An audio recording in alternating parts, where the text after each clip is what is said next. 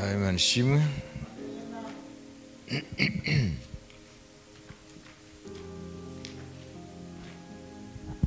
Turacyakomeza gushaka amaso y'Imana. Umunsi ugira kane, n'urugendo biza kugenda wibuka intambwe ku yindi uko tugenda dutera intambwe mu gushaka Imana. Umunsi wa mbere twabonye ko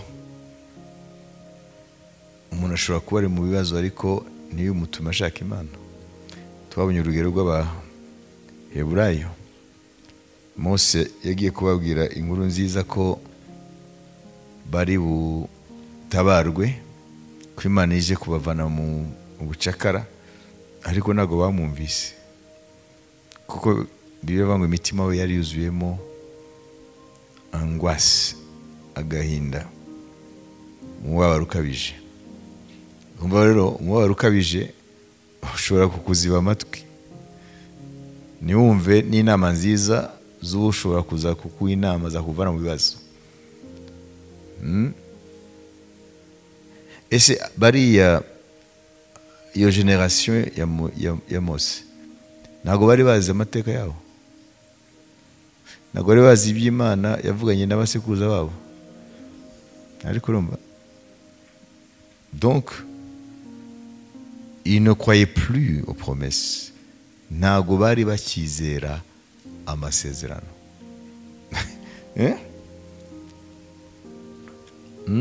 Ntabwo bari bakizera amasezerano, kubera yuko uko urungano rwagiye rukurikirana n'urundi niko bagiye bahererekanya amateka y'Imana. Abrahamu yabwiye Isaka iby'Imana yavuze, Isaka abibwira abana be, Yakobo abibwira abana be. Abo bana be nibo bagiye muri Egiputa, nabo ubuzima bwabo babibwiye abana babo, abana babo babibwira abana babo. Bari bazi n'impamvu ayo magufa ya Yosefu batayashinguye. Bari bazi ko Yosefu avuze ngo ndazi ko Imana izabagenderera ikazabana muri iki gihugu, rero muzanshingura mu gihugu Imana yasezeranye Aburahamu na Isaka na Yakobo n'urubyaro rwabo. Ni ukuvuga ngo bari bafite gihamya iby'Imana yavuze. Ariko Mose agiye kubabwira ngo igihe kirageze rero, ahubwo ngo bishime, twigeze banamwumva, kandi aricyo kintu bari bakeneye. Ni ukuvuga ngo rero les conditions de vie, ubuzima abantu barimo bushobora kudetermina ibyo bita receptivité du message de Dieu.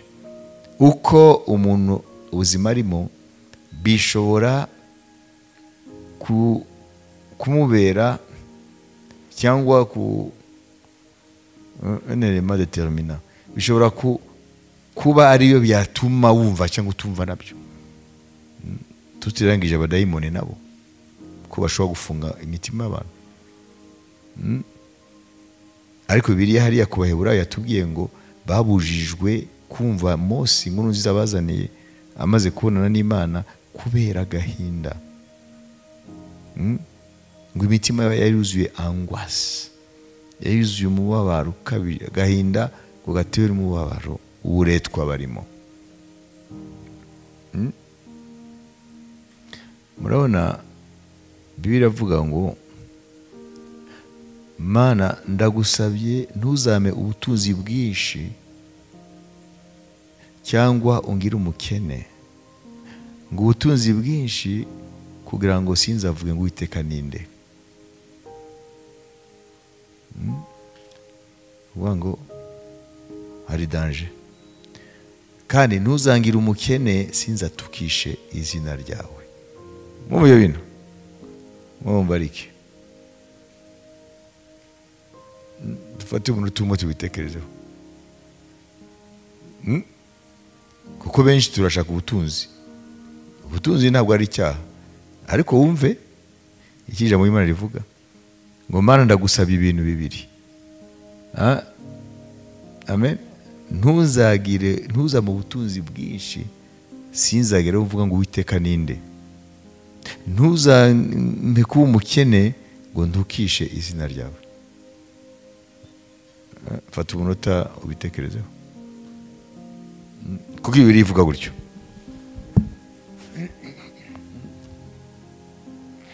Ndazi ko benshi muri twebwe bakwisabira kiriya cya mbere. Byose nibyo sibyo. Nituko twasaba. Twaravuze ngo nta kintu kibaho nta mpamvu. Le principe de la raison suffisante muri philosophie. Nta kibaho nta mpamvu. None Bibiliya nta kivuga nta mpamvu. Reka cyubahiro dusomere Imigani 30 umurongo w'8 n'umurongo wa 9.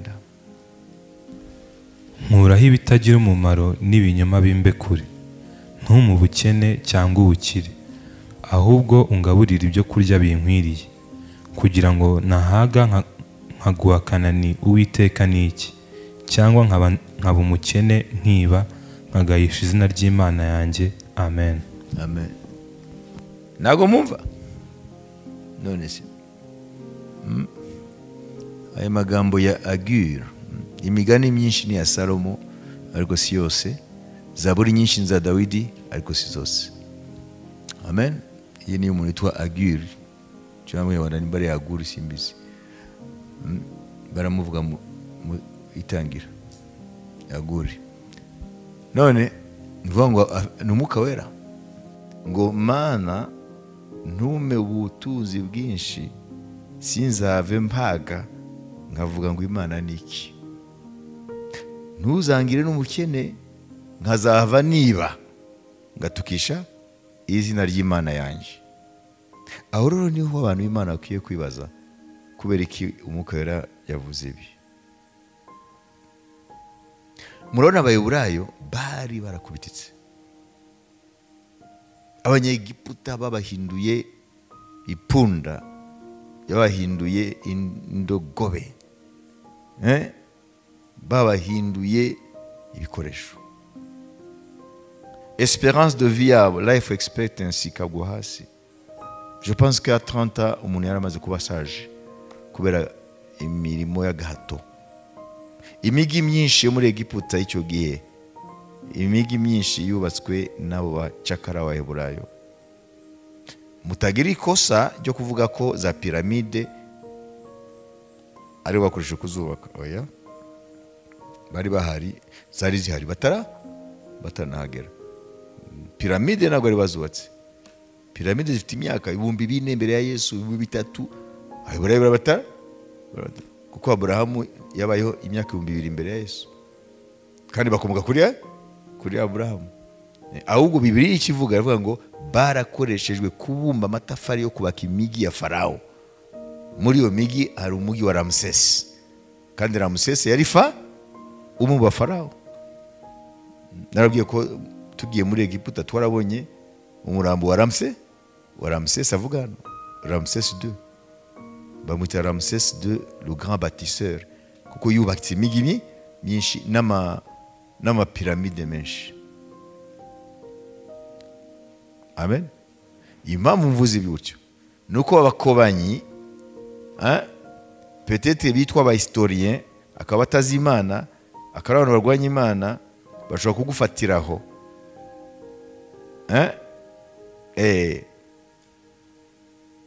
kubera yuko nta na rimwe histoire ivuga yuko Abaheburayo bubatse piramide, na Bibiliya niko ivuga. Wore nutamenya rero ngo bakoshwe ukibaza ko bubatse piramide azita gufatiraho.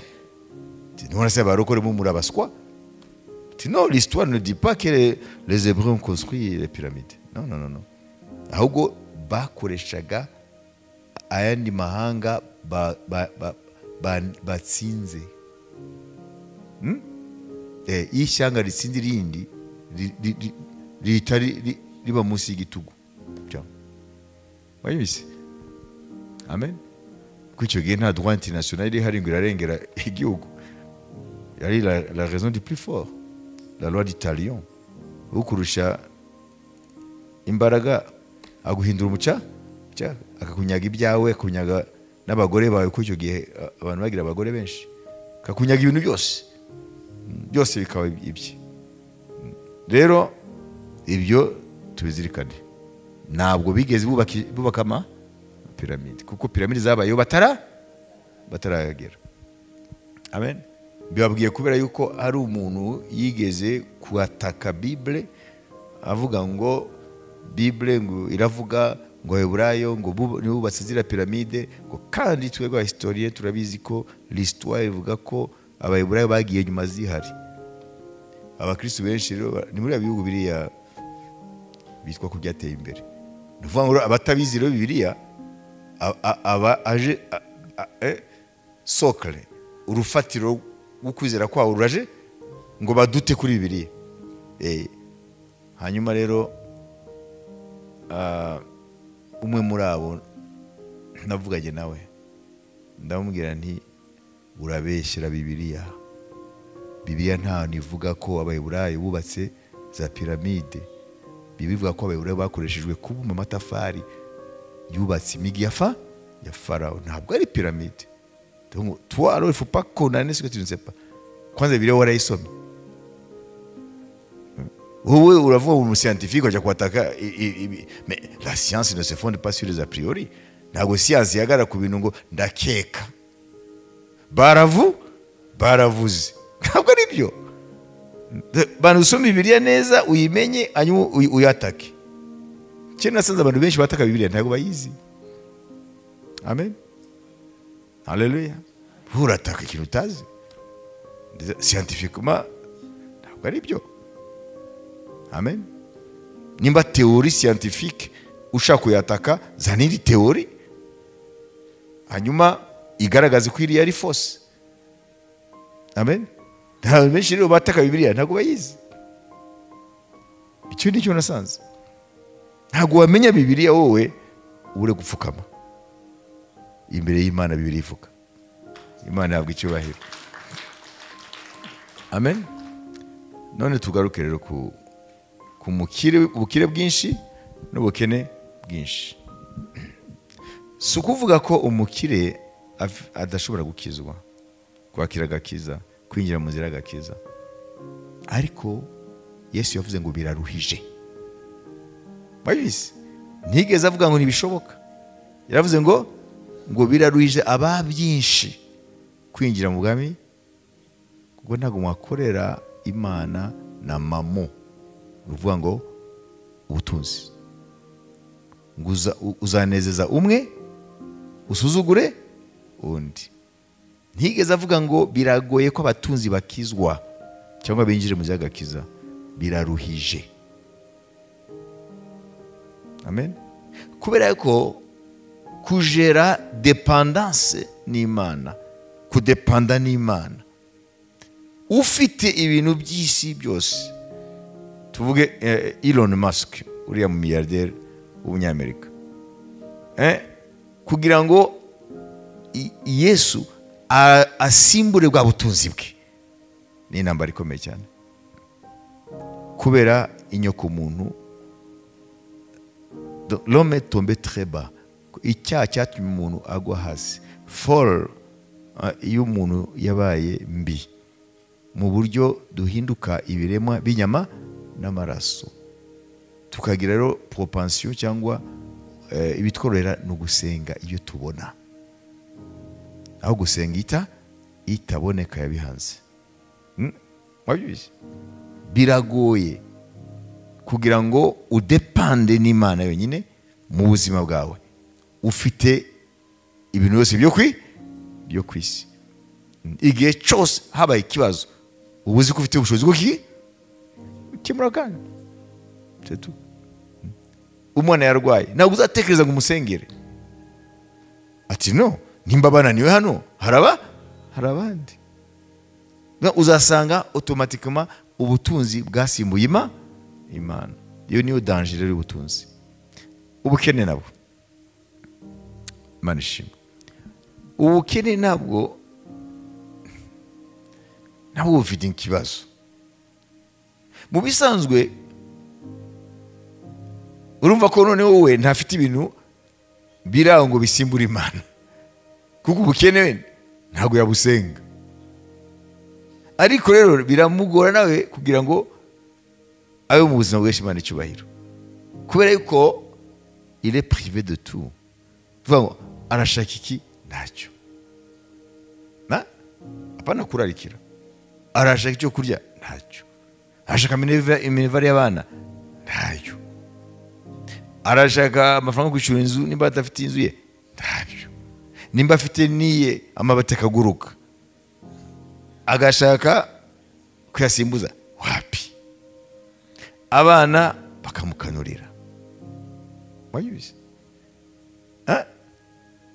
Iyi situation mumva yoroshe? Ntabwo yoroshe. Azajya afata igitabo cy'indirimbo bimugore kugiterura. Nizo aziba umutwe akazibagirwa, kuko inzara yataka n'ubwongo, kuko umubiri ugira carence. Niyo mpamvu rero Bibiliya ivuga yuko Imana icyo yifuriza bayo, amen, nuko batagira icyo bayiburana.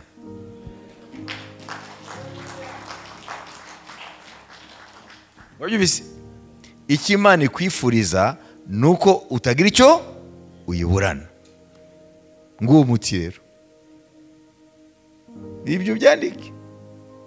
Nusoma iby'Imana yifuriza abantu bayo en terme y'ibikene mu buzima, material things, les biens matériels. Icyo Imana yifuriza abantu bayo mu byerekeye ibintu bifatika, amikoro, nuko bamenya, bakizera, bakamenya ko ntacyo bazayiburana. C'est tout. Ntacyo bazayiburana. Ibyo byandike. Ibyo utabyakiriye uzagwa mu mutego, uzagwa mu moshi. Ntacyo bazayiburana. Imana niza kuri wowe, Imana niza kuri wowe, hanyuma mu kibazo cy'ubuzima, mu kibazo cy'amikoro, ntabwo Imana izazamubiriza. Ntabwo Imana izaza ngo rero mwana wanjye sinshaka uba umukire, sinshaka uba umukene. Ntacyo izavuga. Murazi icyo izakubwira? Ati mwana wanjye nyizera, nyiringira, ntacyo uzamburana. Dieu ne se prononcera jamais ni pour ni contre biriya bintu bibiri. Ntabwo izavuga ngo sinshaka kuba umukire, sinshaka kuba umukene. Izakubwira gusa ngo nyizera, ntacyo uzamburana.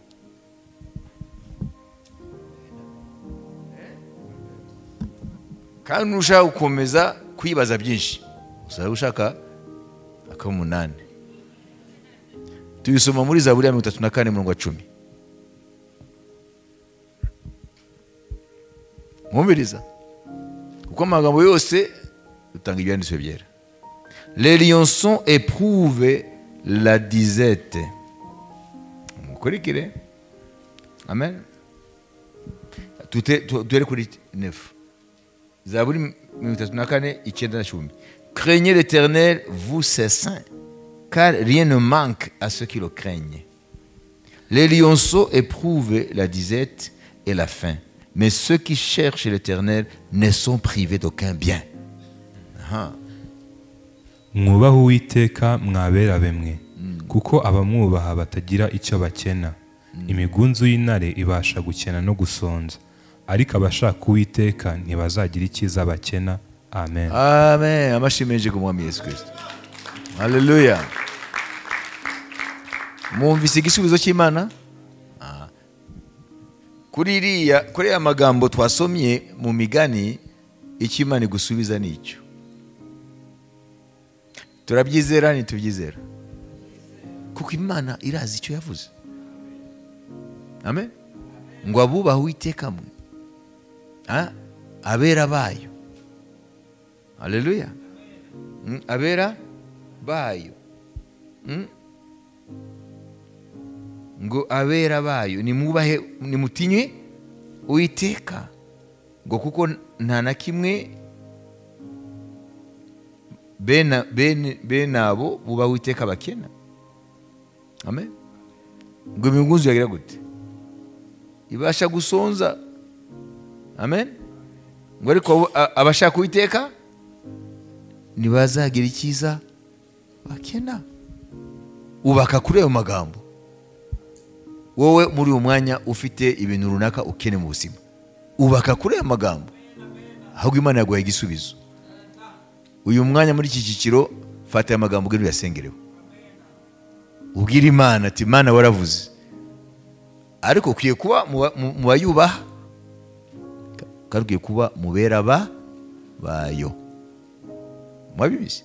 Ukwiye kuba uri mu bayubaha, ukwiye kuba uri mu bera bayo.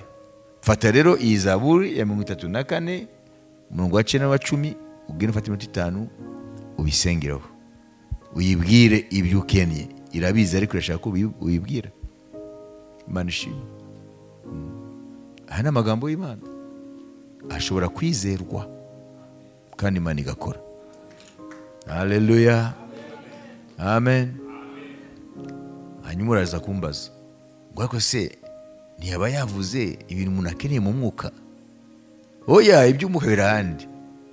Hano ni ibintu ukeneye, material things, les biens matériels, ibintu fatika, amafaranga, ibyo kurya, kawunga, inkweto, iki. Ibi byose dukeneye mu buzima, atari byo kurarikira, nibyo bivugwa hano. None se iyo migunzu ibikeneye impano z'umwuka? None se ko batubwiye ngo aje Leon bavuze ngo ningu ngo imigunzu y'intare n'ibyana by'intare, eze ngo bishobora gusonza. None se wumvise Imana iravuga iby'umwuka? Bikeneye impano yo gusenga, iyo migunzu y'intare bikeneye impano yo kwerekwa, bikeneye ibijya mu nda. Uvuga ngo hano Imana iravuga ibintu bifatika, ibyo dukeneye muri ubuzima. Yaguhaye umubiri, irazi ko ukwiye kwambara. Yaguhaye umubiri, izi yuko ukeneye kurya no kunywa, kandi apana kurya n'importe quoi. Kurya iby'Imana yaremye ngo bitunge umubiri, birimo vitamini, proteine n'ibindi. Wabibizi? Kubera yuko ibyo kurya nabyo iyo biba ari ibintu bitujuje indyo zikwiriye, bizataka umubiri wawe. Iyo karansi Satani azazana indwara kubera hari ibintu bibuze. None usange umuntu w'Imana no gusenga bisigaye bimunanira kuko nta mbaraga afite, imitsi yaragagaye, mu bwonko byaranze. Tukwiye gufata Imana muri realite. Ntabwo ari Imana dufata nk'Imana iri hariya, yaremye za vitamini ikabitazi ibyo ari byo, yaremye ama proteine ikabitazi yariyo nicyo amara mu mubiri, tugafata ko Imana iba hariya. No, Imana irabizi ko uriya umwana wayo impamvu adahagarara iminota 10 ahimbaza Imana nuko afite carence mu mubiri, nuko arya ibiryo bituzuye. Irabizi. Mwabibizi? Rero mukwiye kwibaza ibibazo by'ibanze.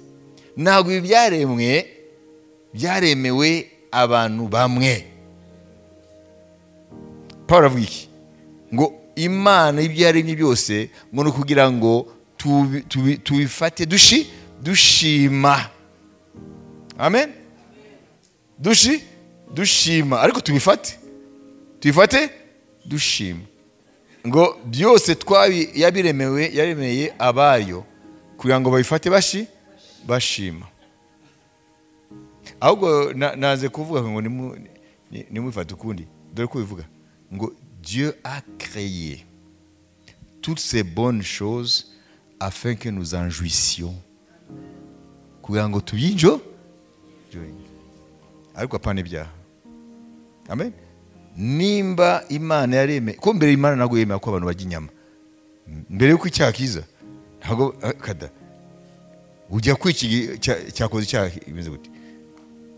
Yego Imana yishe itungo kugira ngo yambike Adamu na Eva bamaze gucumura. Hanyuma mu gihe cya Nowa Imana ivuga ngo mbahaye n'inyama muzirye. Mbere baraba vegetarian, barya gusa ibimera. Yego inyama tuzirya muzamenye ngo ni kabutindi y'icyaha yabizanye. Mbere nta nyama zari zikenewe, nyago yari zihari. N'urya inyama umenyetse iki ni icyaha cyazimbaye.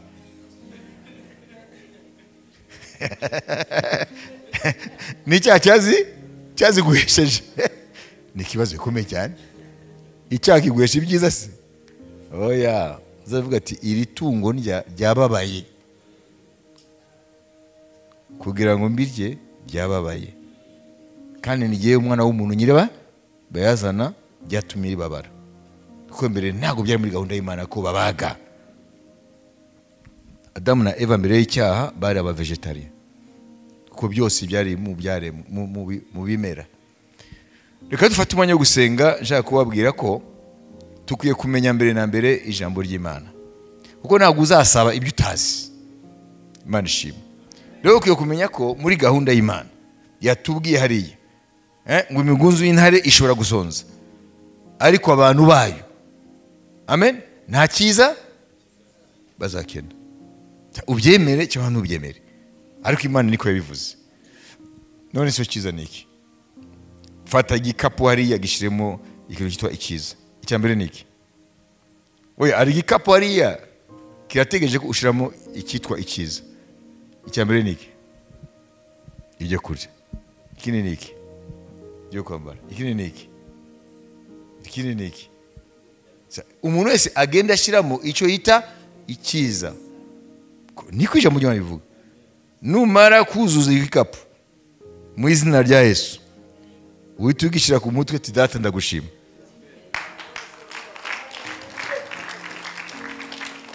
Cyangwa uri muri abandi baheka hano kije ku mugongo, wigendera ushima iyo mu ijuru. Tufate minota 5. Mwumvise uko Imana ibona ibintu? Amen.